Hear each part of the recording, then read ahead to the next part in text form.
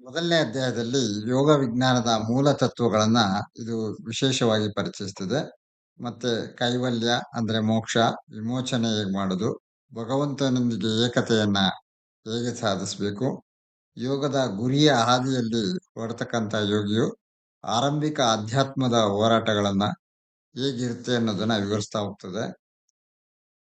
ಅದರ ಒಂದಿಷ್ಟು ಅಂಶಗಳನ್ನ ಆ, ಮೊನ್ನೆ ನೋಡಿದ್ವಿ. ಈಗ ಮುಂದುವರಿಸ್ತಾ ಯುದ್ಧ ಭೂಮಿಯಲ್ಲಿ ನಡೆಯುತ್ತಿರ್ತಕ್ಕಂಥ ಎಲ್ಲವನ್ನು ದೂರದಿಂದಲೇ ನೋಡುವಂತ ಆಧ್ಯಾತ್ಮಿಕ ಶಕ್ತಿ, ಇದರಿಂದಾಗಿ ಘಟನೆಗಳು ನಡೆಯುತ್ತಿದ್ದಂತೆ ಅಂದ ರಾಜ ಅಂದ್ರೆ ಕುರುಡ ರಾಜ ಧೃತರಾಷ್ಟ್ರನಿಗೆ ಅವನ ವಿಷಯಗಳನ್ನ ನೀಡಬಲ್ಲನಾಗಿರ್ತಾನೆ ಸಂಜೆ.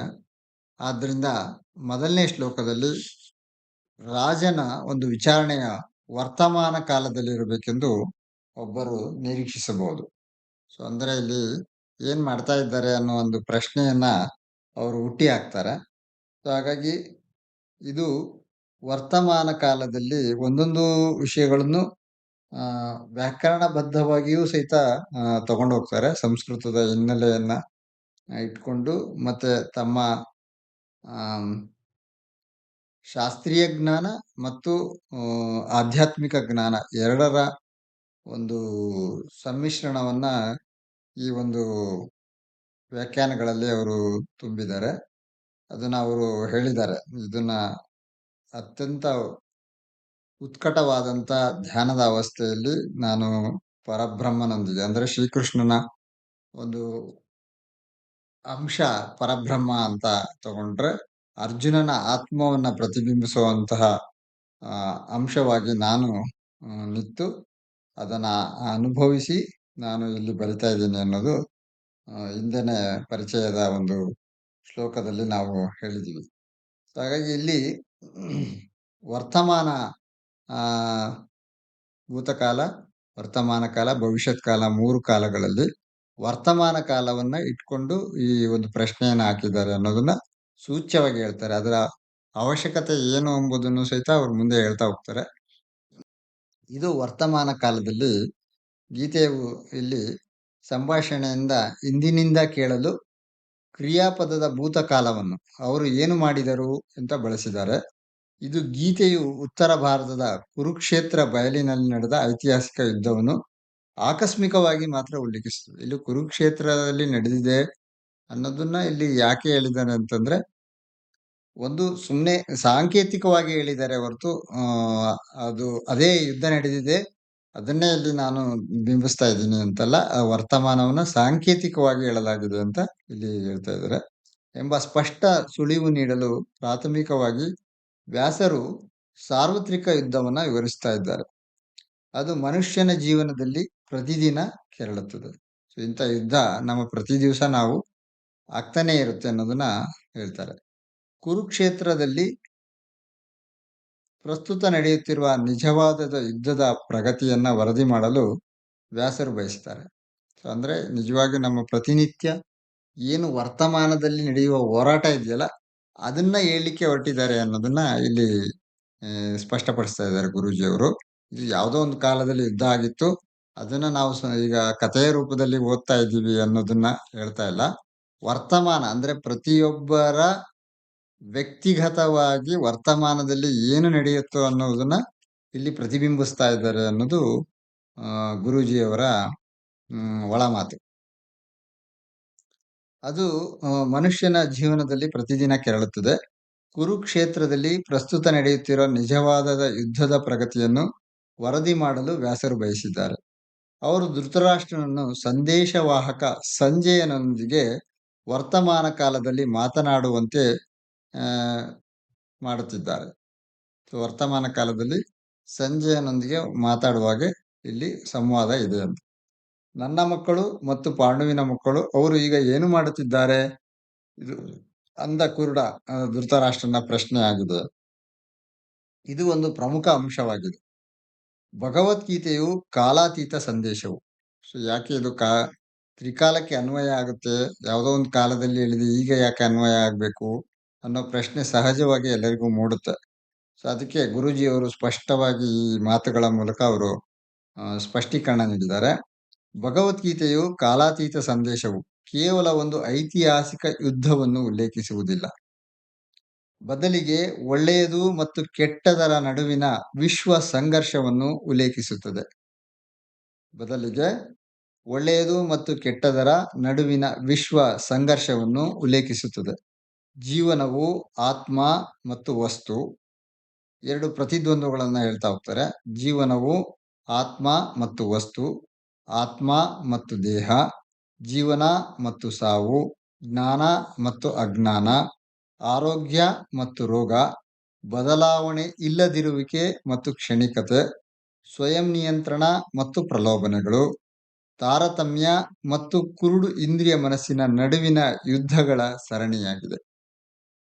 ಸೊ ಬಹುಶಃ ಇದನ್ನ ಮತ್ತೆ ಓದಿದ್ರೆ ನಮಗೆ ಹೆಚ್ಚು ಮನದಟ್ಟಾಗ್ಬೋದು ಅಂತ ಅನ್ಕೊಳ್ತಾ ಇನ್ನೊಂದ್ಸರಿ ಓದ್ತೇನೆ.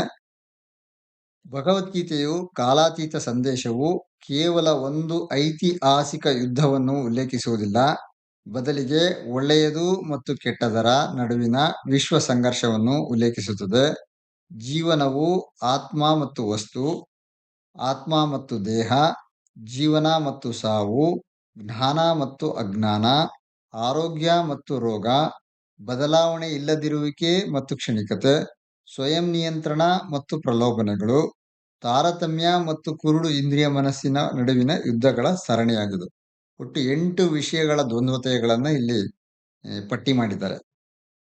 ಆದ್ದರಿಂದ ಮೊದಲ ಈ ಶ್ಲೋಕದಲ್ಲಿ ಕ್ರಿಯಾಪದದ ಭೂತಕಾಲವನ್ನು ವ್ಯಾಸರು ಬಳಸುತ್ತಾರೆ. ಸೊ ಇಲ್ಲಿ ಕ್ರಿಯಾಪದದ ಭೂತಕಾಲವನ್ನ ವ್ಯಾಸರು ಬಳಸುತ್ತಾರೆ. ಒಬ್ಬರ ಆತ್ಮಾವಲೋಕನದ ಶಕ್ತಿಯನ್ನು ಒಬ್ಬರ ಮನಸ್ಸಿನ ದಿನದ ಸಂಘರ್ಷಗಳನ್ನು ಪರಿಶೀಲಿಸಲು ಆಹ್ವಾನಿಸಲಾಗುತ್ತದೆ.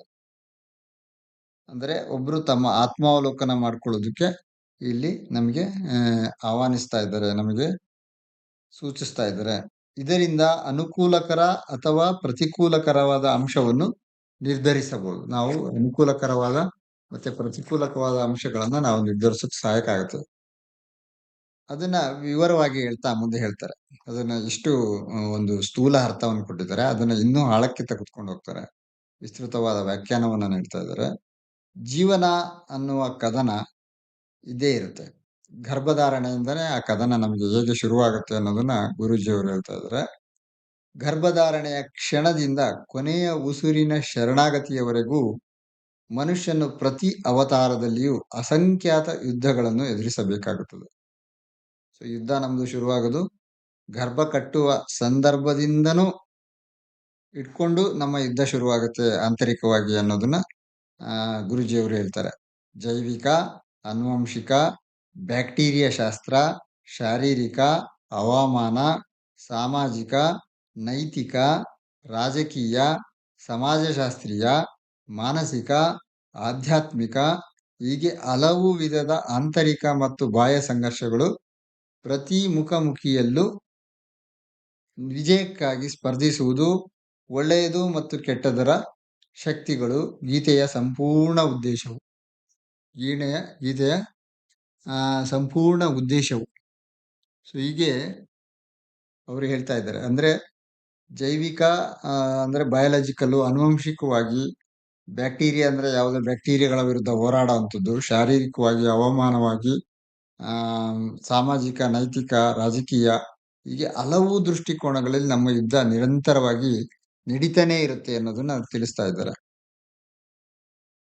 ಗೀತೆಯ ಈ ಒಳ್ಳೆಯದ್ರ ಮತ್ತು ಕೆಟ್ಟದರ ಶಕ್ತಿಗಳ ವಿರುದ್ಧ ಹೇಗೆ ಹೋರಾಡೋದು ಅಂತ ತಿಳಿಸುವುದೇ ಗೀತೆಯ ಸಂಪೂರ್ಣ ಉದ್ದೇಶ ಅನ್ನೋದನ್ನ ಮತ್ತೆ ಒತ್ತಿ ಹೇಳ್ತಾ ಇದ್ದಾರೆ. ಮನುಷ್ಯನ ಪ್ರಯತ್ನಗಳನ್ನು ಧರ್ಮ ಅಥವಾ ಸದಾಚಾರದ ಬದಿಯಲ್ಲಿ ಜೋಡಿಸುವುದು ಅಂತಿಮ ಗುರಿ ಸ್ವಯಂ ಸಾಕ್ಷಾತ್ಕಾರ. ಇಷ್ಟೆಲ್ಲಾ ಯುದ್ಧಗಳು ಹೋರಾಟ ಮಾಡಿದ್ರು ಅಂತಿಮ ಗುರಿ ಒಬ್ಬರದು ಮೋಕ್ಷ ಸಾಧನೆ ಅಥವಾ ಸ್ವಯಂ ಸಾಕ್ಷಾತ್ಕಾರವೇ ಆಗಿರುತ್ತೆ. ಮನುಷ್ಯನ ನಿಜವಾದ ಆತ್ಮದ ಸಾಕ್ಷಾತ್ಕಾರ ಭಗವಂತನ ಪ್ರತಿರೂಪದಲ್ಲಿ ಮಾಡಲ್ಪಟ್ಟ ಆತ್ಮ ಸದಾ ಅಸ್ತಿತ್ವದಲ್ಲಿರುವ ಸದಾ ಪ್ರಜ್ಞೆಯ ಸದಾ ಹೊಸ ಆತ್ಮದ ಆನಂದದೊಂದಿಗೆ ಪ್ರತಿ ಅವತಾರದಲ್ಲಿ ಆತ್ಮದ ಮೊದಲ ಸ್ಪರ್ಧೆಯು ಪುನರ್ಜನ್ಮವನ್ನು ಬಯಸುವ ಇತರ ಆತ್ಮಗಳೊಂದಿಗೆ ಇರುತ್ತದೆ. ಸೊ ಇಷ್ಟೇ ಅಲ್ಲ, ಗರ್ಭಧಾರಣೆಯ ಸಂದರ್ಭವನ್ನು ಹೊರತುಪಡಿಸಿ ಇನ್ನು ಹಿಂದಕ್ಕೆ ಗುರೂಜಿಯವರು ತಗೊಂಡೋಗ್ತಾರೆ. ಸೊ ಪುನರ್ಜನ್ಮ ಪಡೆಯೋದಕ್ಕೂ ಅಲ್ಲಿ ಹೋರಾಟವನ್ನ ಮಾಡುವಂತ ಒಂದು ಪ್ರಕ್ರಿಯೆ ಇರುತ್ತೆ ಅನ್ನೋದನ್ನ ಇಲ್ಲಿ ಸ್ಪಷ್ಟಪಡಿಸ್ತಾ ಇದ್ದಾರೆ. ಸದಾ ಪ್ರಜ್ಞೆಯು ಸದಾ ಹೊಸ ಆತ್ಮದ ಆನಂದದೊಂದಿಗೆ ಪ್ರತಿ ಅವತಾರದಲ್ಲಿ ಆತ್ಮದ ಮೊದಲ ಸ್ಪರ್ಧೆಯು ಪುನರ್ಜನ್ಮವನ್ನು ಬಯಸುವ ಇತರ ಆತ್ಮಗಳೊಂದಿಗೆ ಇರುತ್ತದೆ. ಹೊಸ ಮಾನವ ದೇಹದ ರಚನೆಯನ್ನು ಪ್ರಾರಂಭಿಸಲು ವೀರ್ಯ ಮತ್ತು ಅಂಡಾಣುಗಳ ಒಕ್ಕೂಟದೊಂದಿಗೆ, ಅಂದ್ರೆ ಗರ್ಭಾಶಯದಲ್ಲಿ ವೀರ್ಯ ಮತ್ತು ಅಂಡಾಣುಗಳ ಯೂನಿಯನ್ ಏನು ಸೇರ್ಕೊಳ್ಳುತ್ತೋ ಆ ಒಕ್ಕೂಟದೊಂದಿಗೆ ಅವತಾರಗಳ ನಡುವಿನ ಆತ್ಮಗಳ ಸ್ವರ್ಗೀಯ ಮನೆಯಾದ ಆಸ್ಟ್ರಲ್ ಜಗತ್ತಿನಲ್ಲಿ ಬೆಳಕಿನ ಮಿಂಚು ಕಾಣಿಸಿಕೊಳ್ಳುತ್ತದೆ. ಆ ಬೆಳಕು ಆ ಆತ್ಮದ ಕರ್ಮಕ್ಕೆ ಅನುಗುಣವಾಗಿ ಆತ್ಮವನ್ನು ಆಕರ್ಷಿಸುವ ಒಂದು ಮಾದರಿಯನ್ನು ರವಾನಿಸುತ್ತದೆ. ಇದು ಹೇಗೆ ಪುನಃ ಒಂದು ಜನ್ಮ ತಾಳುತ್ತೆ ಅನ್ನೋದನ್ನ ಇಲ್ಲಿ ಗುರೂಜಿಯವರು ಸ್ಪಷ್ಟಪಡಿಸ್ತಾ ಇದ್ದಾರೆ. ಸೊ ಆಸ್ಟ್ರಲ್ನಲ್ಲಿ ಜಗತ್ತಿನಲ್ಲಿ ಒಂದು ಬೆಳಕು ಮೂಡುತ್ತೆ, ಮಿಂಚು ಕಾಣಿಸ್ಕೊಳ್ಳುತ್ತೆ. ಆ ಬೆಳಕು ಆ ಆತ್ಮದ ಕರ್ಮಕ್ಕೆ ಅನುಗುಣವಾಗಿ, ಅಂದ್ರೆ ಇಂದಿನ ಜನ್ಮಗಳ ಏನು ಕರ್ಮದ ಒಂದು ಅಕೌಂಟ್ ಇರುತ್ತೆ, ಆ ಅಕೌಂಟಿಗಿನ ಅನುಗುಣವಾಗಿ ಒಂದು ಸರಿಯಾದ ಒಂದು ಕರ್ಮ ಎಲ್ಲಿ ಅದು ನೀಗಿಸ್ಬೇಕೋ ಅನುಭವಿಸ್ಬೇಕೋ ಅಲ್ಲಿಗೆ ಮಾತ್ರ ಬೆಳಕು ಆ ಆತ್ಮದ ಕರ್ಮಕ್ಕೆ ಅನುಗುಣವಾಗಿ ಆತ್ಮವನ್ನು ಆಕರ್ಷಿಸುವ ಒಂದು ಮಾದರಿಯನ್ನ ಒಂದು ಇದನ್ನ ರವಾನಿಸ್ತದೆ, ಅಂದ್ರೆ ಕಳಿಸ್ಕೊಡ್ತದೆ. ಇಂದಿನ ಜನ್ಮಗಳ ಕ್ರಿಯೆಗಳಿಂದ ಸ್ವಯಂ ಸೃಷ್ಟಿಸಲ್ಪಟ್ಟ ಪ್ರಭಾವಗಳು. ಸೊ ಇದು ಭಗವಂತ ಮಾಡೋದಲ್ಲ, ಇಂದಿನ ಜನ್ಮಗಳ ಕ್ರಿಯೆಗಳಿಂದ ಸ್ವಯಂ ಯಾರು ಆ ಒಂದು ಆತ್ಮ ಸ್ವಯಂ ಸೃಷ್ಟಿಸಲ್ಪಡುವ ಪ್ರಭಾವಗಳಿರುತ್ತೋ ಅದರ ಮೇಲೆ ಪ್ರತಿ ಅವತಾರದಲ್ಲಿ ಕರ್ಮವು ಭಾಗಶಃ ಅನುವಂಶಿಕ ಶಕ್ತಿಗಳ ಮೂಲಕ ಕಾರ್ಯನಿರ್ವಹಿಸುತ್ತದೆ. ಪ್ರತಿ ಅವತಾರದಲ್ಲಿ ಕರ್ಮವು ಭಾಗಶಃ ಅನುವಂಶಿಕ ಶಕ್ತಿಗಳ ಮೂಲಕ ಕಾರ್ಯನಿರ್ವಹಿಸುತ್ತದೆ. ಅಂದ್ರೆ ಇಂಥವರಿಗೆ ನೀನು ಮಗನಾಗಿ ಹುಟ್ಟಬೇಕು, ಮಗಳಾಗಿ ಹುಟ್ಟಬೇಕು, ಅಣ್ಣ ತಂಗಿಯಾಗಿ ಹುಟ್ಟಬೇಕು ಅನ್ನುವುದು ಎಲ್ಲವೂ ಸಹಿತ ಕರ್ಮದ ಆಧಾರದ ಮೇಲೆ ಆಗುತ್ತೆ ಅನ್ನೋದನ್ನ ಗುರೂಜಿಯವರು ಇಲ್ಲಿ ಸ್ಪಷ್ಟಪಡಿಸ್ತಾ ಇದ್ದಾರೆ. ಋಣಾನುಬಂಧ ರೂಪೇಣ ಪಶು ಪತ್ನಿ ಸುತ ಆಲಯ ಅಂತ ನಾವೇನು ಆರ್ಷ ಮಾತನ್ನ ಕೇಳ್ತೀವೋ ಅದು ನಮ್ಮದೇ ಆಯ್ಕೆ ಆಗಿರುತ್ತೆ, ನಮ್ಮದ ಕರ್ಮದ ಅಕೌಂಟ್ ಆಗಿರುತ್ತೆ ಅನ್ನೋದನ್ನ ಇಲ್ಲಿ ಸ್ಪಷ್ಟವಾಗಿ ಗುರೂಜಿಯವರು ಹೇಳಿದ್ದಾರೆ. ಮಗುವಿನ ಆತ್ಮವು ಇಂದಿನ ಕರ್ಮಕ್ಕೆ ಅನುಗುಣವಾಗಿ ಅನುವಂಶಿಕತೆಯು ಹೊಂದಿರುವ ಕುಟುಂಬಕ್ಕೆ ಆಕರ್ಷಿತವಾಗುತ್ತದೆ. ಮಗುವಿನ ಆತ್ಮವು ಇಂದಿನ ಕರ್ಮಕ್ಕೆ ಅನುಗುಣವಾಗಿ ಅನುವಂಶಿಕತೆಯ ಹೊಂದಿರುವ ಕುಟುಂಬಕ್ಕೆ ಆಕರ್ಷಿತವಾಗುತ್ತದೆ. ಅನೇಕ ಆತ್ಮಗಳು ಈ ಹೊಸ ಜೀವನದ ಕೋಶವನ್ನು ಪ್ರವೇಶಿಸಲು ಸ್ಪರ್ಧಿಸುತ್ತವೆ.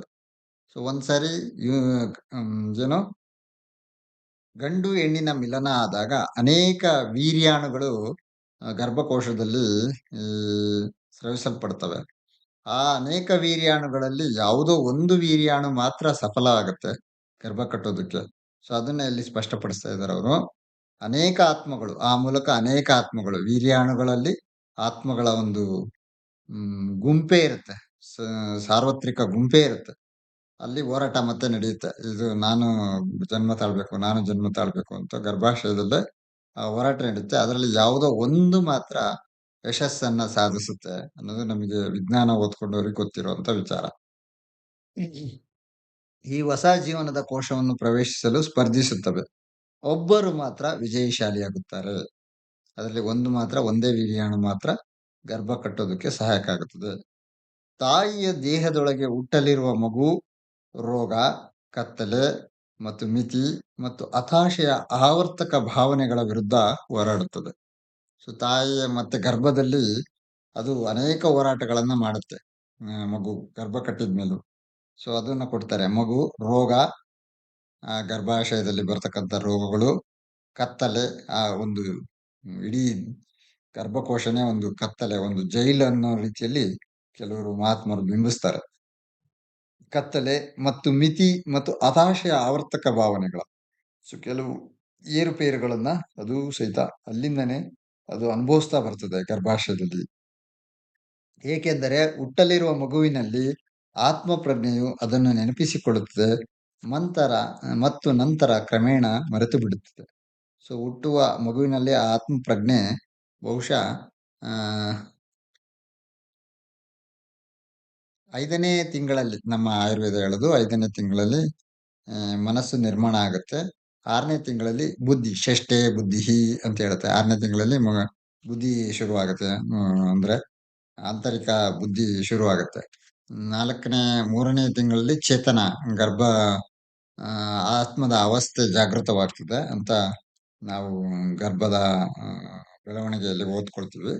ಸೊ ಅದು ಅಲ್ಲಿಂದನೂ ಆ ಪ್ರಜ್ಞೆ ಜಾಗೃತವಾಗ್ತದೆ. ಮಗುವಿನಲ್ಲಿ ಆತ್ಮ ಪ್ರಜ್ಞೆ ಅದನ್ನ ನೆನಪಿಸ್ಕೊಳ್ತದೆ. ನಂತರ ಅದು ಹುಟ್ಟಿದ ಮೇಲೆ ಅದು ಮರ್ತು ಬಿಡುತ್ತದೆ. ಆ ಗರ್ಭಕೋಶದಲ್ಲಿ ಆಗಿದ್ದನ್ನು ಕೆಲವು ವಿಷಯಗಳನ್ನು ಮಾತ್ರ ನೆನ್ಪಿಡುತ್ತೆ. ನಾವೇಗೆ ಕೆಲವು ವಿಷಯಗಳನ್ನ ಓದ್ತೇವೆ, ಕೆಲವು ನೆನ್ಪಿಡ್ತೇವೆ, ಕೆಲವು ಘಟನಾವಳಿಗಳನ್ನ ನೆನ್ಪಿಡೋಕ್ ಸಾಧ್ಯ ಆಗೋದಿಲ್ಲ, ಮರಿತೇವೆ. ಹಾಗೆ ತನ್ನ ಹಾಸ್ಟೆಲ್ ಪ್ರವಾಸದ ಸಮಯದಲ್ಲಿ ಹೆಚ್ಚಿನ ಅಭಿವ್ಯಕ್ತಿ ಸ್ವಾತಂತ್ರ್ಯ ಭ್ರೂಣದೊಳಗಿನ ಆತ್ಮವು ಕರ್ಮದೊಂದಿಗೆ ಹೋರಾಡಬೇಕಾಗುತ್ತದೆ.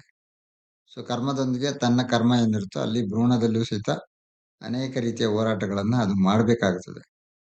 ಅದು ಈಗ ವಾಸಿಸುತ್ತಿರುವ ದೇಹದ ರಚನೆಯ ಮೇಲೆ ಒಳ್ಳೆಯದಕ್ಕಾಗಿ ಅಥವಾ ಕೆಟ್ಟದಕ್ಕಾಗಿ ಪ್ರಭಾವ ಬೀರುತ್ತದೆ. ಸೊ ಅಲ್ಲಿ ಮತ್ತೆ ಒಳ್ಳೆಯ ಕೆಟ್ಟದ ಹೋರಾಟ ಆ ಗರ್ಭಾಶಯದಲ್ಲೇನೆ ಶುರುವಾಗ್ತದೆ ಅನ್ನೋದು ಇಲ್ಲಿಯ ಒಂದು ಸಾರಾಂಶ. ಹೆಚ್ಚುವರಿಯಾಗಿ ಅದು ಹೊರಗಿನಿಂದ ಅದನ್ನು ತಲುಪುವ ಕಂಪನ ಪ್ರಭಾವಗಳನ್ನು ಎದುರಿಸುತ್ತದೆ. ತಾಯಿಯ ಪರಿಸರ ಮತ್ತು ಕ್ರಿಯೆಗಳು, ಬಾಹ್ಯ ಶಬ್ದಗಳು ಮತ್ತು ಸಂವೇದನೆಗಳು, ಪ್ರೀತಿ ಮತ್ತು ದ್ವೇಷ, ಶಾಂತಿ ಮತ್ತು ಕೋಪದ ಕಂಪನಗಳು, ಜನನದ ನಂತರ ಶಿಶುವಿನ ಹೋರಾಟಗಳು, ಸೌಕರ್ಯ ಮತ್ತು ಬದುಕು ಉಳಿಯುವಿಕೆಯನ್ನು ಹುಡುಕುವ ಅದರ ಪ್ರವೃತ್ತಿಗಳು ಮತ್ತು ಅದರ ಅಪಕ್ವವಾದ ದೈಹಿಕ ಉಪಕರಣದ ವಿರುದ್ಧವಾದ ಸಾಪೇಕ್ಷ ಅಸಹಾಯಕತೆಯ ನಡುವೆ ಇರುತ್ತವೆ. ಇಷ್ಟು ವಿಷಯಗಳನ್ನು ಅದು ಹೋರಾಟವನ್ನು ನಡೆಸ್ತದೆ. ತಾಯಿಯ ಒಳಗಿನ ಪರಿಸರ, ಹೊರಗಿನ ಪರಿಸರ, ಒಳಗಿಂದ ಬರ್ತಕ್ಕಂತಹ ಶಬ್ದಗಳು, ಸಂವೇದನೆಗಳು, ಪ್ರೀತಿ, ದ್ವೇಷ, ಶಾಂತಿ, ಕೋಪ ಎಲ್ಲವನ್ನೂ ಸಹಿತ ಆ ಮಗುವು ಸಹಿತ ಅನುಭವಿಸ್ತದೆ ಅನ್ನೋದನ್ನ, ಮಗುವು ಸಹಿತ ಹೋರಾಟ ಮಾಡ್ತದೆ ಅನ್ನೋದನ್ನ ಇಲ್ಲಿ ನಾವು ಮರಿಬಾರದು ಅನ್ನೋದನ್ನ ತಿಳಿಸ್ತಾ ಇದ್ದಾರೆ. ಗುರಿ ಇಲ್ಲದೆ ಆಡುವ ಬಯಕೆಗಳು ಮತ್ತು ಕಲಿಯಲು, ಅಧ್ಯಯನ ಮಾಡಲು ಮತ್ತು ವ್ಯವಸ್ಥಿತ ತರಬೇತಿಯ ಕೋರ್ಸ್ ಅನ್ನು ಅನುಸರಿಸುವ ಅವನ ಬಯಕೆಯ ನಡುವೆ ಆಯ್ಕೆ ಮಾಡಬೇಕಾದಾಗ ಮಗು ತನ್ನ ಮೊದಲ ಪ್ರಜ್ಞಾಪೂರ್ವಕ ಹೋರಾಟವನ್ನು ಪ್ರಾರಂಭಿಸುತ್ತದೆ. ಸೊ ಗುರಿ ಇಲ್ಲದ ಆಡುವ ಬಯಕೆಗಳು ಮತ್ತು ಕಲಿಯಲು, ಮುಂದೆ ಅಧ್ಯಯನ ಮಾಡಬೇಕು, ಕಲಿಬೇಕು, ಇದೆಲ್ಲವೂ ಸಹಿತ ಬಯಕೆಯ ನಡುವೆ ತಾನು ಏನ್ ಅನ್ಕೊಂಡ್ಬಂದಿರುತ್ತೆ, ನಾನು ಇಂಥ ಮಗು, ಇಂಥ ಕುಟುಂಬದಲ್ಲಿ ಹುಟ್ಟು ನಾನು ಮುಂದೆ ಹೀಗೆಲ್ಲ ಇರಬೇಕು ಅನ್ನುವ ಬಯಕೆಗಳನ್ನ ಒತ್ತಿ ಬಂದಿರುತ್ತೆ. ಸೊ ಗುರುಜಿ ಅವರು ಒಂದ್ ಕಡೆ ಹೇಳ್ತಾರೆ, desires is the root cause for reincarnation ಅಂತ ಹೇಳಿರ್ತಾರೆ. Desires is the root cause for reincarnation ಅಂದ್ರೆ ನಮ್ಮೊಳಗಿನ ಆಸೆ ಆಕಾಂಕ್ಷೆಗಳೇ ಪುನರ್ಜನ್ಮಕ್ಕೆ ನಾಂದಿ ಅಂತೇಳಿ ಅವರು ಸ್ಪಷ್ಟವಾಗಿ ಒಂದ್ ಕಡೆ ಬರೆದಿದ್ದಾರೆ. ಸೊ ಹಾಗಾಗಿ ಎಲ್ಲಿಯವರೆಗೆ ನಮ್ಗೆ ಆತ್ಮದಲ್ಲಿ ಆ ಬಯಕೆಗಳು ತುಂಬಿರುತ್ತೋ, ಆಸೆ ಆಕಾಂಕ್ಷೆಗಳು ತುಂಬಿರುತ್ತೋ, ಆವಾಗ ಮಾತ್ರ ನಾವು ಅದಕ್ಕೆ ಸೂಕ್ತವಾದ ವೇದಿಕೆಯನ್ನ ಒದಗಿಸುವಂತ ತಂದೆ ತಾಯಿಗಳು, ಕುಟುಂಬ, ಪರಿಸರ ಎಲ್ಲವನ್ನು ಹುಡ್ಕೊಂಡು ಆ ಆತ್ಮ ಹೋಗಿರುತ್ತೆ ಅನ್ನೋದನ್ನ ತಿಳಿಸುತ್ತೆ. ಹಾಗಾಗಿ ಇಲ್ಲಿ ಅದನ್ನೇ ಹೇಳ್ತಾ ಇದ್ದಾರೆ. ಅವನ ಆಯ್ಕೆ ಮಗು ತನ್ನ ಮೊದಲ ಹೋರಾಟವನ್ನು ಕ್ರಮೇಣ ಹೆಚ್ಚು ಗಂಭೀರವಾದ ಯುದ್ಧಗಳು ಉದ್ಭವಿಸುತ್ತವೆ. ಸೊ ತದನಂತರ ಜನ್ಮ ತಾಳಿದ ಮೇಲೆ ಇನ್ನು ಹೊರಗಿನ ಪರಿಸರವೆಲ್ಲ ಸೇರ್ಕೊಂಡು ಹೆಚ್ಚು ಗಂಭೀರವಾದ ಯುದ್ಧಗಳು ಪ್ರಾರಂಭವಾಗ್ತವೆ ಅಂತ. ಒಳಗಿನಿಂದ ಬರುವ ಕರ್ಮ ಪ್ರವೃತ್ತಿಯಿಂದ ಅಥವಾ ಹೊರಗಿನಿಂದ ಬರುವ ಕೆಟ್ಟ ಸಹವಾಸ ಮತ್ತು ಪರಿಸರದಿಂದ ಅವನ ಮೇಲೆ ಬಲವಂತವಾಗಿ ಏರಲಾಗುತ್ತದೆ. ಸೊ ಇದೆರಡು ಇನ್ನು ಹೋರಾಟ ತೀವ್ರಗೊಳ್ಳುತ್ತಾ ಹೋಗ್ತದೆ ಅನ್ನೋದನ್ನ ಹೇಳ್ತಾರೆ. ಆಗ ಬೆಳೀತಾ ಬೆಳೀತಾ ಯುವಕನಾದಾಗ ಯುವಕನು ಇದ್ದಕ್ಕಿದ್ದಂತೆ ಎದುರಿಸಬೇಕಾದ ಹಲವಾರು ಸಮಸ್ಯೆಗಳನ್ನು ಎದುರಿಸುತ್ತಾನೆ. ಯುವಕನಾದಾಗ ತುಂಬಾ ಹೋರಾಟಗಳನ್ನ ಅವನು ಅನುಭವಿಸ್ತಾನೆ. ಲೈಂಗಿಕತೆಯ ಪ್ರಲೋಭನೆಗಳು, ದುರಾಸೆ, ದುರಾಸೆಯೋ ಪ್ರಲೋಭನೆ, ಸುಲಭ ಆದರೆ ಪ್ರಶ್ನಾರ್ಹ ವಿಧಾನಗಳಿಂದ ಹಣ ಸಂಪಾದಿಸುವುದು. ಸೊ ಸುಲಭವಾಗಿ ಹಣ ಸಂಪಾದಿಸಬೇಕು ಅಥವಾ ಪ್ರಶ್ನಾರ್ಹ ವಿಧಾನಗಳಿಂದ ಹಣ ಸಂಪಾದಿಸುವುದು, ಅವನು ಇಟ್ಟುಕೊಳ್ಳುವ ಸಹವಾಸದಿಂದ ಒತ್ತಡ ಮತ್ತು ಸಾಮಾಜಿಕ ಪ್ರಭಾವಗಳು, ಲೌಕಿಕ ಅನುಭವಗಳ ಆಕ್ರಮಣಕಾರಿ ಸೈನ್ಯವನ್ನು ಎದುರಿಸಲಿ ತನ್ನಲ್ಲಿ ಬುದ್ಧಿವಂತಿಕೆಯ ಕತ್ತಿ ಇಲ್ಲ ಎಂದು ಯುವಕ ಸಾಮಾನ್ಯವಾಗಿ ಕಂಡುಕೊಳ್ಳುತ್ತಾನೆ. ಸೊ ಸಮಾಜಕ್ಕೆ ಬಂದಾಗ, ಯುವಕನಾದಾಗ ಅವನಿಗೆ ಪ್ರಬುದ್ಧತೆಯ ಕೊರತೆ ಇದ್ದೇ ಇರುತ್ತೆ. ಆಗ ಲೌಕಿಕ ಅನುಭವಗಳ ಒಂದು ಆಕ್ರಮಣಕಾರಿ ಸೈನ್ಯ ನಮ್ಮ ಮೇಲೆ ಎರಗುತ್ತೆ ಅನ್ನೋದನ್ನ ಕಂಡುಹಿಡ್ಕೊಳ್ತಾನೆ. ಅದನ್ನ ಎದುರಿಸೋಕೆ ತನ್ನಲ್ಲಿ ಇರಬೇಕಾಗಿದ್ದು ಬುದ್ಧಿವಂತಿಕೆಯ ಕತ್ತಿ ಅನ್ನೋದನ್ನ ಗುರೂಜಿಯವರು ಹೇಳ್ತಾರೆ. ಅದು ಕೆಲವರಿಗೆ ಇರುತ್ತೆ, ಕೆಲವರಿಗೆ ಇರೋದಿಲ್ಲ. ಸಾಮಾನ್ಯವಾಗಿ ಕಂಡ್ಕೊಳ್ತಾನೆ, ಇಲ್ಲ ಅನ್ನೋದನ್ನೇ ಕಂಡ್ಕೊಳ್ತಾನೆ ಅಂತ ಗುರೂಜಿಯವರು ಹೇಳ್ತಾರೆ. ತನ್ನ ಸಹಜ ಬುದ್ಧಿವಂತಿಕೆ ಮತ್ತು ಆಧ್ಯಾತ್ಮಿಕ ವಿವೇಚನೆಯ ಶಕ್ತಿಗಳನ್ನು ಬೆಳೆಸಿಕೊಳ್ಳದೆ ಮತ್ತು ಬಳಸದೆ ಬದುಕುವ ವಯಸ್ಕನು ತನ್ನ ದೇಹ ಮತ್ತು ಮನಸ್ಸಿನ ಸಾಮ್ರಾಜ್ಯವನ್ನು ದುಃಖ, ತಪ್ಪು ಆಸೆಗಳು, ವಿನಾಶಕಾರಿ ಅಭ್ಯಾಸಗಳು, ವೈಫಲ್ಯ, ಅಜ್ಞಾನ, ರೋಗ ಮತ್ತು ಅತೃಪ್ತಿಯ ದಂಗೆಕೋರರು ಆಕ್ರಮಿಸಿಕೊಳ್ಳುವುದನ್ನು ಅನಿವಾರ್ಯವಾಗಿ ಕಂಡುಕೊಳ್ಳುತ್ತಾನೆ.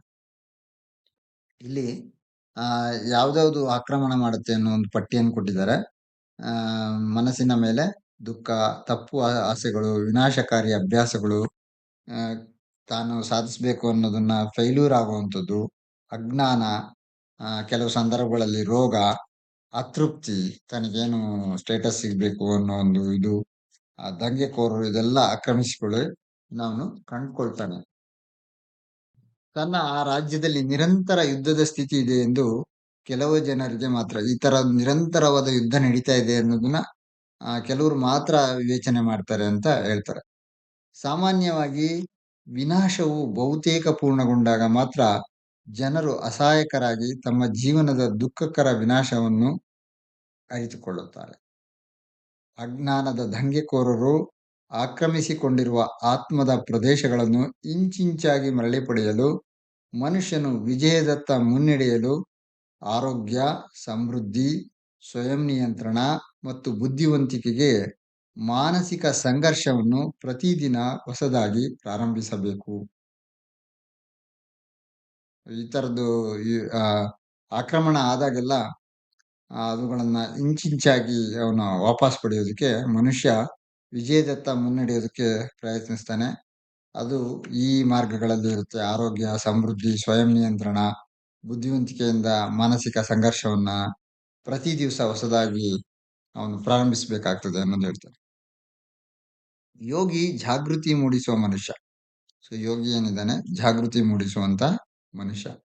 ಎಲ್ಲ ಮನುಷ್ಯರು ನಡೆಸುವ ಬಾಹ್ಯ ಯುದ್ಧಗಳನ್ನು ಮಾತ್ರವಲ್ಲದೆ ಆತ್ಮದ ಆಂತರಿಕ ಆಧ್ಯಾತ್ಮಿಕ ರಾಜ್ಯದಲ್ಲಿ ತನ್ನನ್ನು ತಾನು ಪುನಃ ಸ್ಥಾಪಿಸಲು ಪ್ರಯತ್ನಿಸಿದಾಗ ಅಶಾಂತಿಯು ನಕಾರಾತ್ಮಕ ಶಕ್ತಿಗಳು ಅಂದ್ರೆ ಮಾನಸ ಮತ್ತು ಇಂದ್ರಿಯ ಪ್ರಜ್ಞೆಯಿಂದ ಉದ್ಭವಿಸುವ ನಕಾರಾತ್ಮಕ ನೆಗೆಟಿವ್ ಥಾಟ್ಸ್ ಅಂತ ಹೇಳ್ತೀವಲ್ಲ ಅದು, ಮತ್ತು ಧ್ಯಾನ ಮಾಡುವ ಅವನ ಬಯಕೆ ಮತ್ತು ಪ್ರಯತ್ನದ ಸಕಾರಾತ್ಮಕ ಶಕ್ತಿಯ ನಡುವೆ ಆಂತರಿಕ ಘರ್ಷಣೆಯನ್ನು ಎದುರಿಸುತ್ತಾನೆ. ಸೊ ಈ ರೀತಿ ಸಮಸ್ಯೆಗಳು ಬಂದಾಗ ಅವನು ಒಂದು ವಿಜಯವನ್ನು ಸಾಧಿಸೋದಕ್ಕೆ ಒಂದು ಒಳಗಿನ ಒಂದು ಫೋರ್ಸ್, ಅಶಾಂತಿ, ಒಂದು ಶಕ್ತಿ, ನಕಾರಾತ್ಮಕ ಶಕ್ತಿಗಳು ಮನಸ್ಸಿನಲ್ಲಿ, ಇಂದ್ರಿಯಗಳಲ್ಲಿ ಉದ್ಭವಿಸ್ತವೆ. ಅದನ್ನ ಸರಿ ಮಾಡ್ಕೊಳ್ಳೋದಕ್ಕೆ, ಶಾಂತಿಯನ್ನ ಕಂಡುಕೊಳ್ಳೋದಕ್ಕೆ ಧ್ಯಾನ ಮಾಡೋದು, ಅವನ ಒಂದು ಇನ್ನೊಂದು ಬಯಕೆ ಇರುತ್ತೆ, ಅದು ಸಕಾರಾತ್ಮಕದ ಶಕ್ತಿ. ಈ ನಕಾರಾತ್ಮಕ ಮತ್ತು ಸಕಾರಾತ್ಮಕ ಶಕ್ತಿಯ ನಡುವೆ ಯುದ್ಧ ನಡೀತದೆ ಅನ್ನೋದನ್ನ, ಘರ್ಷಣೆ ನಡೀತದೆ ಅಂದ್ರೆ ಬುದ್ಧಿಮತ್ತೆಯಿಂದ ಬೆಂಬಲಿತವಾಗಿರುವಂತ ಯುದ್ಧ ನಡೀತದೆ ಅನ್ನೋದನ್ನ ಹೇಳ್ತಾರೆ. ಬೆನ್ನು ಮೂಳೆ ಮತ್ತು ಮೆದುಳಿನಲ್ಲಿರುವ ಜೀವನದ ಸೂಕ್ಷ್ಮ ಕೇಂದ್ರಗಳು ಮತ್ತು ದೈವಿಕ ಪ್ರಜ್ಞೆ. ಅದರಿಂದ ಗೀತೆಯು ತನ್ನ ಮೊದಲ ಶ್ಲೋಕದಲ್ಲಿ ಮನುಷ್ಯನಿಗೆ ರಾತ್ರಿಯ ಆತ್ಮಾವಲೋಕನದ ಪ್ರಮುಖ ಅವಶ್ಯಕತೆಯನ್ನು ಎತ್ತಿ ತೋರಿಸುತ್ತದೆ. ಸೊ ಹಾಗಾಗಿ ಕೊನೆಗೆ ರಾತ್ರಿ ಅಂದ್ರೆ ಇಡೀ ದಿನ ನಾವು ಯಾವ ರೀತಿ ಹೋರಾಟ ಮಾಡಿದ್ವಿ, ಏನ್ ಮಾಡಿದ್ವಿ, ಸಕಾರಾತ್ಮಕವಾಗಿ ಎಷ್ಟು ಮಾಡಿದ್ವಿ, ನಕಾರಾತ್ಮಕವಾಗಿ ಈ ದಿನವನ್ನು ನಾನು ಬಳಸ್ಕೊಂಡೆ ಅನ್ನೋದನ್ನ ಆತ್ಮಾವಲೋಕನ ಮಾಡ್ಕೊಳ್ಳೋದಕ್ಕೆ ಒಬ್ಬರು ಏಕಾಂತದಲ್ಲಿ ಇರ್ಬೇಕಾಗ್ತದೆ. ಅಂತ ಏಕಾಂತದ ಪರಿಸ್ಥಿತಿ ನಮಗೆ ಸಿಗೋದು ರಾತ್ರಿ ಮಾತ್ರ. ಹಾಗಾಗಿ ಗುರೂಜಿಯವರು ಹೇಳ್ತಾರೆ, ಈ ಮೊದಲನೇ ಶ್ಲೋಕದಲ್ಲಿ ಮನುಷ್ಯನಿಗೆ ರಾತ್ರಿಯ ಆತ್ಮಾವಲೋಕನದ ಪ್ರಮುಖ ಅವಶ್ಯಕತೆಯನ್ನ ಎತ್ತಿ ತೋರಿಸ್ತಾ ಇದ್ದಾರೆ. ಅವನು ಯಾವ ಶಕ್ತಿ ಒಳ್ಳೆಯದು ಅಥವಾ ಕೆಟ್ಟದ್ದು, ದೈನಂದಿನ ಯುದ್ಧವನ್ನು ಗೆದ್ದಿದೆ ಎಂಬುದನ್ನು ಸ್ಪಷ್ಟವಾಗಿ ಗ್ರಹಿಸಬಹುದು. ಅವನು ಆತ್ಮಾವಲೋಕನ ಮಾಡ್ಕೊಂಡಾಗ ನಾನು ಎಷ್ಟು ಒಳ್ಳೆಯದು ಕೆಟ್ಟದ್ದನ್ನ ಎದುರಿಸಿದ್ದೀನಿ ಅನ್ನೋದನ್ನ ಪ್ರಶ್ನಿಸ್ಕೊಳ್ಬಹುದು ಅಂತ ಹೇಳ್ತಾ ಇದ್ದಾರೆ. ಪವಿತ್ರ ದೈಹಿಕ ಮಾರ್ಗದಲ್ಲಿ ಒಳ್ಳೆಯದು ಮತ್ತು ಕೆಟ್ಟ ಕ್ರಿಯೆಗಳ ಕ್ಷೇತ್ರ ಒಟ್ಟುಗೂಡಿದಾಗ ನನ್ನ ವಿರುದ್ಧ ಪ್ರವೃತ್ತಿಗಳು ಏನು ಮಾಡಿದವು, ನಿರಂತರ ಹೋರಾಟದಲ್ಲಿ ಇಂದು ಯಾವ ಕಡೆ ಗೆದ್ದಿತು? ವಕ್ರ ಪ್ರಲೋಭನಗೊಳಿಸುವ ದುಷ್ಟ ಪ್ರವೃತ್ತಿಗಳು ಮತ್ತು ಸ್ವಯಂ ಶಿಸ್ತು ಮತ್ತು ತಾರತಮ್ಯದ ವಿರುದ್ಧ ಶಕ್ತಿಗಳು. ಈಗ ಬನ್ನಿ ಹೇಳಿ, ಅವರು ಏನು ಮಾಡಿದರು? ಕೇಂದ್ರೀಕೃತ ಧ್ಯಾನದ ಪ್ರತಿ ಅಭ್ಯಾಸದ ನಂತರ ಯೋಗಿ ತನ್ನ ಶಕ್ತಿಯನ್ನು ಕೇಳುತ್ತಾನೆ. ಹೀಗೆ ತನ್ನನ್ನು ತಾನು ಆತ್ಮಾವಲೋಕನ ಮಾಡ್ಕೊಳ್ಳೋದಕ್ಕೆ ಇಲ್ಲಿ ಆ ಸೂಚ್ಯವಾಗಿ ಈ ಶ್ಲೋಕದಲ್ಲಿ ಹೇಳಲಾಗಿದೆ ಅನ್ನೋದನ್ನ ಈ ಒಂದು ಇದರಲ್ಲಿ ತಿಳಿಸಲಾಗಿದೆ. ಈ ಆತ್ಮಾವಲೋಕನ ಎಲ್ಲಿ ನಡೆಯುತ್ತೆ ಅಂದ್ರೆ ಸೆರೆಬ್ರೋಸ್ಪೈನಲ್ ಅಕ್ಷದಲ್ಲಿ ಮತ್ತು ದೇಹದ ಇಂದ್ರಿಯ ಚಟುವಟಿಕೆಗಳ ಕ್ಷೇತ್ರದಲ್ಲಿ ಯುದ್ಧಕ್ಕಾಗಿ ಉತ್ಸುಕರಾಗಿ ಪ್ರಜ್ಞೆಯ ಪ್ರದೇಶದಲ್ಲಿ ಒಟ್ಟುಗೂಡಿದರು. ಸೊ ಪ್ರಜ್ಞೆಯಲ್ಲಿ ಸಕಾರಾತ್ಮಕ ನಕಾರಾತ್ಮಕ ಅಂಶಗಳು ಒಟ್ಟುಗೂಡಿದರು ಅಂದ್ರೆ ಎಷ್ಟು ನಾನು ಜಯಶಾಲಿ ಆದೆ ಇವತ್ತು ಅನ್ನೋದನ್ನ ವಿವೇಚನೆ ಮಾಡ್ಕೊಳ್ಳೋದಕ್ಕೆ. ಪ್ರಜ್ಞೆಯನ್ನು ಹೊರಗೆ ಎಳೆಯಲು ಪ್ರಯತ್ನಿಸುವ ಮಾನಸಿಕ ಇಂದ್ರಿಯ ಶಕ್ತಿಗಳು ಮತ್ತು ಆಂತರಿಕ ರಾಜ್ಯವನ್ನು ಮರಳಿ ಪಡೆಯಲು ಪ್ರಯತ್ನಿಸುವ ಆತ್ಮದ ತಾರತಮ್ಯದ ಪ್ರವೃತ್ತಿಗಳು. ಮಕ್ಕಳು ಅವರು ಏನು ಮಾಡಿದರು? ಈ ದಿನ ಯಾರು ಗೆದ್ದರು? ಸಾಮಾನ್ಯ ವ್ಯಕ್ತಿ ಚಕಮಕಿಯಿಂದ ಗಾಯಗೊಂಡ ಯೋಧನಂತೆ ಯುದ್ಧಗಳ ಬಗ್ಗೆ ತುಂಬಾ ಪರಿಚಿತನಾಗಿರ್ತಾನೆ. ಆದರೆ ಆಗಾಗ್ಗೆ ಅವನ ಅವ್ಯವಸ್ಥಿತ ತರಬೇತಿಯು ಯುದ್ಧ ಭೂಮಿ ಮತ್ತು ಎದುರಾಳಿ ಪಡೆಗಳ ದಾಳಿನ ಹಿಂದಿನ ವಿಜ್ಞಾನವನ್ನು ಅರ್ಥ ಮಾಡಿಕೊಳ್ಳುವಲ್ಲಿ ಕೊರತೆ ಇದೆ. ಯುದ್ಧ ಆಗ್ಬೇಕಾದ್ರೆ ಕೆಲವು ನಮಗೆ ತರಬೇತಿಯನ್ನ ಪಡೆದಿರಲಿಲ್ಲ ಅಂತಂದ್ರೆ ಅವುಗಳನ್ನ ನಾವು ಎದುರಿಸೋದಕ್ಕೆ ಸಾಧ್ಯ ಆಗುವುದಿಲ್ಲ ಅನ್ನೋದನ್ನೇ ಹೇಳ್ತಾರೆ. ಆ ಜ್ಞಾನವು ಅವನ ವಿಜಯಗಳನ್ನು ಹೆಚ್ಚಿಸುತ್ತದೆ ಮತ್ತು ದಿಗ್ಭ್ರಮೆಗೊಳಿಸುವ ಸೋಲುಗಳನ್ನು ಕಡಿಮೆ ಮಾಡುತ್ತದೆ. ಕುರುಕ್ಷೇತ್ರ ಯುದ್ಧದ ಕಾರಣದ ಐತಿಹಾಸಿಕ ಹೇಳಿಕೆಯಲ್ಲಿ ಪಾಂಡವರ ಉದಾತ್ತ ಪುತ್ರರು ತಮ್ಮ ರಾಜ್ಯದ ಮೇಲೆ ಸದ್ಗುಣಶೀಲವಾಗಿ ಆಳ್ವಿಕೆ ನಡೆಸಿದರು. ಕುರುಡು ರಾಜ ಧೃತರಾಷ್ಟ್ರನ ದುಷ್ಟ ಆಳ್ವಿಕೆಯ ಮಗ ರಾಜ ದುರ್ಯೋಧನನು ಪಾಂಡವರಿಂದ ಅವನ ರಾಜ್ಯವನ್ನು ಚತುರವಾಗಿ ತೆಗೆದುಕೊಂಡು ಅವರನ್ನು ಗಡೀಪಾರು ಮಾಡುವವರೆಗೆ ಸಾಂಕೇತಿಕವಾಗಿ ದೇಹ ಮತ್ತು ಮನಸ್ಸಿನ ರಾಜ್ಯವು ರಾಜ್ಯ ಆತ್ಮ ಮತ್ತು ಅವನ ಸದ್ಗುಣಶೀಲ ಪ್ರವೃತ್ತಿಗಳ ಉದಾತ್ತ ಪ್ರಜೆಗಳಿಗೆ ಸರಿಯಾಗಿ ಸೇರಿದೆ. ಸೊ ಅಂದ್ರೆ ಇಲ್ಲಿ ನಾವು ಹಿಂದೆ ನೋಡಿದ್ವಿ ದುರ್ಯೋಧನ ಅಂದ್ರೆ ಏನು, ಪಾಂಡು ಅಂದ್ರೆ ಏನು, ಆ ಕೌರವರು ದುರ್ಯೋಧನ ಏನು ದುರ್ಯೋಧನ ಮುಂದೆ ಬರುತ್ತೆ, ಮುಂದೆ ಮತ್ತೆ ವಿವರವಾಗಿ ಬರುತ್ತೆ. ಯೋಧನ ಅಂದ್ರೆ ಕೆಟ್ಟ ಯೋಧ ಅಂತ ಅರ್ಥ. ದುರ್ಯೋಧನ ಅಂದ್ರೆ ಅರ್ಥ ಕೆಟ್ಟ ಯೋಧ ಅಂತ ಮುಂದೆ ಗುರುಜಿಯವರು ಬರೀತಾರೆ. ಸೊ ರಾಜ ಹೇಗೆ ನೀಚ ಪ್ರವೃತ್ತಿಗಳು ಮತ್ತೆ ಉದಾತ್ತ ಪ್ರವೃತ್ತಿಗಳನ್ನ ಪಾಂಡವರು ಕೌರವರು ಅಂತ ಪ್ರತಿಬಿಂಬಿಸಿದ್ದಾರೆ ಅನ್ನೋದು ಸಹಿತ ನಮಗೆ ಮುಂದೆ ಸಿಗುತ್ತೆ. ಸೊ ಇಷ್ಟು ಹೇಳ್ತಾ ಇವತ್ತಿನ ತರಗತಿಗೆ ವಿರಾಮ ಹಾಕೋಣ. ಮುಂದೆ ನಾಳೆ ಇನ್ನೂ ಚೆನ್ನಾಗಿ ಗುರುಜಿಯವರು ಹಲವು ವಿಷಯಗಳನ್ನ ಹೇಳ್ತಾ ಹೋಗ್ತಾರೆ. ಸೊ ಇದ್ರಲ್ಲಿ ಏನಾದ್ರು ಅನುಮಾನಗಳಿದೆಯಾ? ಮತ್ತೆ ಅದೊಂದು ಇನ್ನೊಂದು ವಿಷಯ ಇದೆ, ಅದು ಹೇಗೆ ನಾವು ಪಾನ್ಸ್ ಅನ್ನೋದು ಅಂದ್ರೆ ಹೇಗೆ ನಮ್ಮ ಬುದ್ಧಿ ನಮ್ಮ ಸೆರೆಬ್ರೋಸ್ಪೈನಲ್ ಫ್ಲೂಯಿಡ್ ಮಧ್ಯೆ ಪಾಂಡವರು ಹೇಗೆ 5 ಜನ ಪಾಂಡವರು ಇರ್ತಾರೆ ಅಂತ 3, 2 ನಾವು ನೋಡ್ಕೊಂಡ್ವಿ. ಅದರಲ್ಲಿ ಪಾನ್ಸ್ ಬಗ್ಗೆ ಹೇಳಲಾಗಿದೆ. ಪಾನ್ಸ್ ಅಂತಂದ್ರೆ ಈ ಮೇಲಿನ ಮೆದುಳು ಮತ್ತು ಕೆಳ ಬೆನ್ನು ಉರಿಯನ್ನ ಸೇರಿಸುವಂತಹ ಜಾಗ ಇರುತ್ತೆ. ಆ ಜಾಗಕ್ಕೆ ಪಾನ್ಸ್ ಅಂತ ಹೇಳಿ ಹೇಳ್ತಾರೆ. ಪಾನ್ಸ್ ಓರೋಲಿ ಅಂತೇಳಿ ಆ ಒಂದು ಯಾಕೆ ತಗೊಂಡಿದ್ದಾರೆ ಅಂದ್ರೆ ಅವುಗಳು ಹೇಗೆ ಸಹಾಯಕವಾಗ್ತವೆ ಆಧ್ಯಾತ್ಮಿಕವಾಗಿಯೂ ಅನ್ನೋದನ್ನ ಗುರೂಜಿಯವರು ಇದರಲ್ಲಿ ಕೊಟ್ಟಿದ್ದಾರೆ. ಯಾವ್ದ್ರಲ್ಲಿ ಈ ವಿಶ್ಲೇಷಣೆಯಲ್ಲಿ ಹಿಂದೆ ಕೊಟ್ಟಿದ್ದಾರೆ, ಹೇಗೆ ಅವುಗಳು ಸಹಾಯಕ ಆಗ್ತವೆ ಅಂತೇಳಿ. ಇದು ಮಸ್ತಿಷ್ಕ ಏನಿದೆ ಅದರ ಒಂದು ಭಾಗ, ಮತ್ತೆ ಮೆಡುಲಾ ಏನಿದೆ ಅದರ ಒಂದು ಮೇಲಿನ ಭಾಗ, ಸೆರೆಬ್ರಮ್ ಅಂತ ಹೇಳ್ತೀವಿ. ಇವೆರಡು ಎರಡು ಗೋಳಾರ್ಧವಾಗಿರ್ತವೆ, ಎಡ ಮತ್ತು ಬಲ. ಅದರ ಒಂದು ಅಂಶವನ್ನ ಪ್ರಮಸ್ತಿಷ್ಕ ಅಂತ ಕರೀತಾರೆ. ಮತ್ತು ಸೆರೆಬ್ರಮ್ ಅಂತ ಬೇರೆ ಬೇರೆ ಇದು ಆ ಒಂದು ಚಿತ್ರ ಹಾಕಿದೀನಿ, ನಾವು ನೋಡ್ಕೋಬಹುದು. ಈ ಮೆಡುಲಾ ಇದೆಲ್ಲವೂ ಮೀಟಿಂಗ್ ಆಗುವಂತ ಒಂದು ಪಾಯಿಂಟ್ ಅದು. ಸೊ ಇದು ಈ ಪಾನ್ಸ್ ಅಲ್ಲಿ ಏನಾಗುತ್ತೆ ಅಂದ್ರೆ ಈ ಪಾನ್ಸಿನ ಆಕಾರ ಎಷ್ಟಿರುತ್ತೆ ಅಂದ್ರೆ 1 ಇಂಟು 1 ಇಂಟು 1.5 ಇಂಚ್ ಇರುತ್ತೆ ಅಷ್ಟೇ. ಮೆದುಳು ಬ್ರೈನಿನ ಒಂದು ಕೆಳಗೆ ಇರತ್ತೆ. ಇದು ಏನಪ್ಪಾ ಮಾಡುತ್ತೆ ಅಂದ್ರೆ ಈ ಪಾನ್ಸಿನ ವಿಶೇಷ ಅಸೆಂಡಿಂಗ್ ಸೆನ್ಸರಿ ನರ್ವ್ಸ್ ಇರುತ್ತೆ. ಅಸೆಂಡಿಂಗ್ ಅಂಡ್ ಡಿಸೆಂಡಿಂಗ್ ಮೋಟಾರ್ ಟ್ರ್ಯಾಕ್ಟ್ಸ್ ಅಂದ್ರೆ ಮೇಲೆ ತೆಗೆದುಕೊಂಡು ಹೋಗುವಂತ ಸಂವೇದನಾ ನರಗಳು, ಮತ್ತೆ ಕೆಳಗೆ ತೆಗೆದುಕೊಂಡುವಂತಹ ಚಟುವಟಿಕೆಗಳನ್ನ ತೋರಿಸುವಂತಹ ನರಗಳನ್ನ ಇದು ಜೋಡಿಸುತ್ತೆ. ಅವನ ಅಸೆಂಡಿಂಗ್ ಸೆನ್ಸರಿ ನ್ಯೂರಾನ್ ಟ್ರ್ಯಾಕ್ಟ್ಸ್ ಅಂತೀವಿ. ಸೆನ್ಸರಿ ಟ್ರ್ಯಾಕ್ಟ್ಸ್ ಮತ್ತೆ ಡಿಸೆಂಡಿಂಗ್ ಮೋಟಾರ್ ಟ್ರ್ಯಾಕ್ಟ್ಸ್ ಅಂತ ಹೇಳ್ತೀವಿ. ಅಂದ್ರೆ ಮೇಲೆ ತೆಗೆದುಕೊಂಡುವಂತ ನಮ್ಮ ಜ್ಞಾನ ವಿಷಯಗಳನ್ನ ಮುಟ್ಟಿಸುವಂತಹ ಮತ್ತು ಕೆಳಗಡೆ ಆ ಜ್ಞಾನವನ್ನ ಮೆದುಳಿನಿಂದ ಗ್ರಹಿಸಿ ಮತ್ತೆ ಚಟುವಟಿಕೆಗಳನ್ನ ಉಂಟು ಮಾಡೋದಕ್ಕೆ ಡಿಸೆಂಡಿಂಗ್ ಮೋಟಾರ್ ಟ್ರ್ಯಾಕ್ಟ್ಸ್. ಸೊ ಆ ತರದನ್ನ ಸೇರಿಸುವಂತ ಒಂದು ವಿಶೇಷ ಮೆದುಳಿನ ಒಂದು ಭಾಗ ಪಾನ್ಸ್.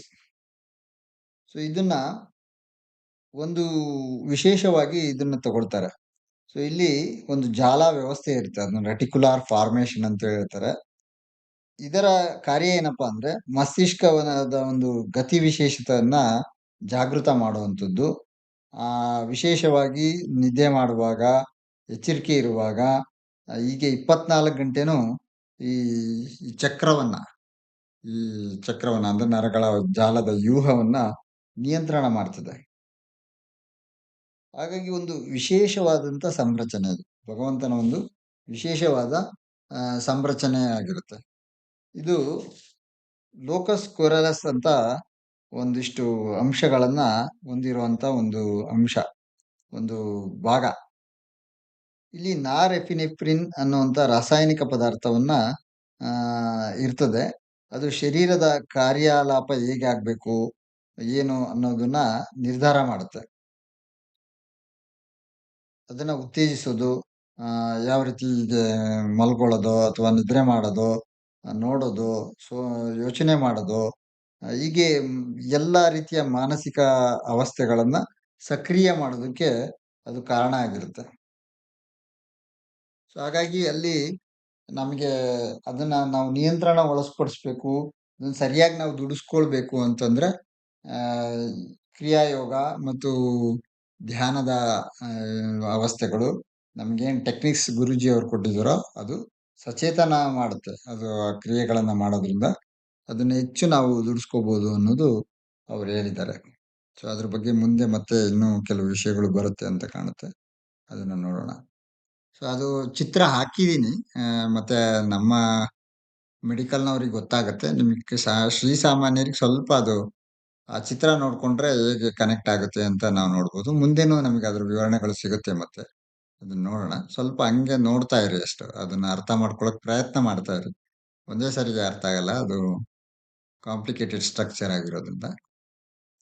ಓಕೆ. ಇಷ್ಟು ಹೇಳ್ತಾ ಇವತ್ತಿನ ತರಗತಿಯನ್ನ ಮುಗಿಸೋಣ. ನಿಮಗೆಲ್ಲರಿಗೂ ಇವತ್ತಿನ ತರಗತಿಗೆ ವಿಶ್ರಾಂತಿಯನ್ನ ಆಡೋಣ. ಜೈ ಗುರು.